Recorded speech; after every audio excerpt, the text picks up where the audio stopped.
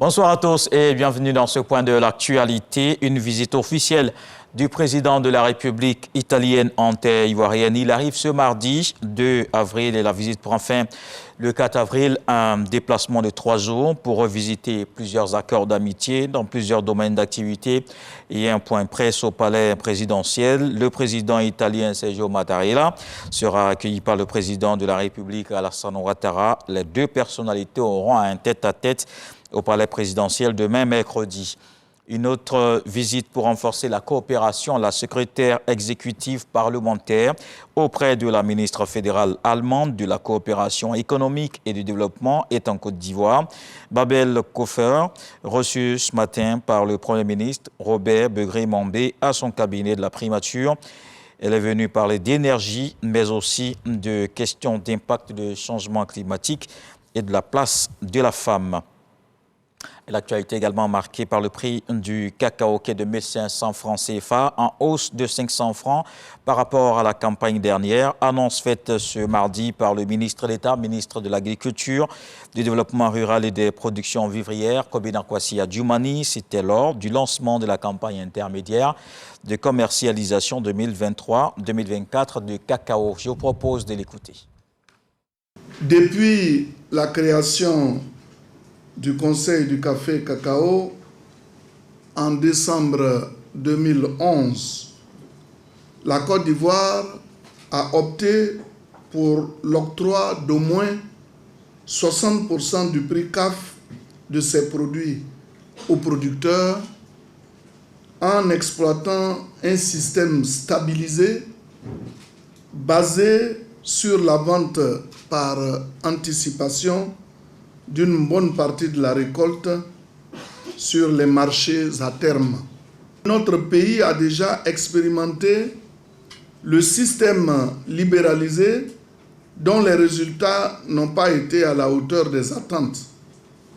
En effet, les 12 années de stabilisation 2011-2023 ont permis d'obtenir avec les ventes anticipées un prix CAF moyen par kilogramme de 1428 francs CFA contre 1076 francs CFA servis lors des campagnes où régnait le système libéralisé avec les ventes spot de 2000 à 2011.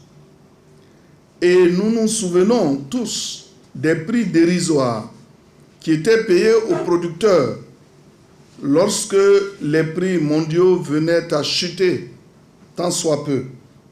Souvent, le cacao était payé à moins de 500 francs CFA. Ce qu'il faut retenir dans le système stabilisé, c'est que la hausse quotidienne des cours mondiaux n'est pas répercutée immédiatement, mais elle profite aux producteurs avec un décalage dans le temps, puisque les ventes de la récolte future s'effectuent au moment même de cette hausse. Ceci étant dit, nous vous informons que pour la campagne intermédiaire, le résultat des ventes par anticipation de la période de la récolte de la période d'avril à septembre 2024 a permis de réaliser un prix CAF moyen de 2326 francs CFA le kilogramme.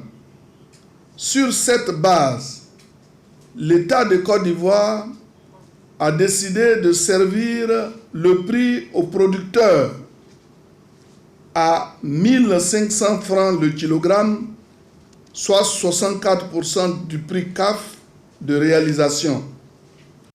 Dans le reste de l'actualité au Sénégal, Bassirou Diomaye Faye a prêté serment et devient le 5e président du pays. C'était devant des centaines d'officiels sénégalais et 8 chefs d'État africains au centre des expositions de la ville nouvelle de Diamandio, près de Dakar. Il est revenu sur le bras de fer de 3 ans entre le président sortant Macky Sall et son parti, le PASTEF, qui l'a mené en prison. Il retient l'urgence de retrouver une cohésion nationale et un climat apaisé dans le pays. Un discours fédérateur du plus jeune président qui s'est dit conscient du profond désir de changement des Sénégalais sénégalais. Macky Sall l'attendait ensuite au palais pour la passation de pouvoir. L'écrivaine Maryse Condé n'est plus la grande dame des lettres antillaises. S'en est allée dans la nuit du 1er au 2 avril à l'âge de 90 ans. Originaire de Guadeloupe, l'écrivaine disparue était auteur d'une trentaine de titres, dont des romans, des essais, des titres pour la jeunesse. L'auteur de Ségou, épopée romanesque en 2 volumes, une œuvre qu'il a fait connaître dans les années 80. Lauréate de nombreux prix littéraires, elle a obtenu en 2018 le prix Nobel alternatif de littérature pour son roman Le Fabuleux et Triste destin d'Ivan et Ivana en 2017. Avec Aimé Césaire et Édouard Glissant, Maryse Condé a longtemps incarné la puissance et la créativité de la francophonie caribéenne. Voilà pour le point sur l'actualité. On se retrouve à 20 h pour la grande édition. À suivre tout de suite les infos régionales.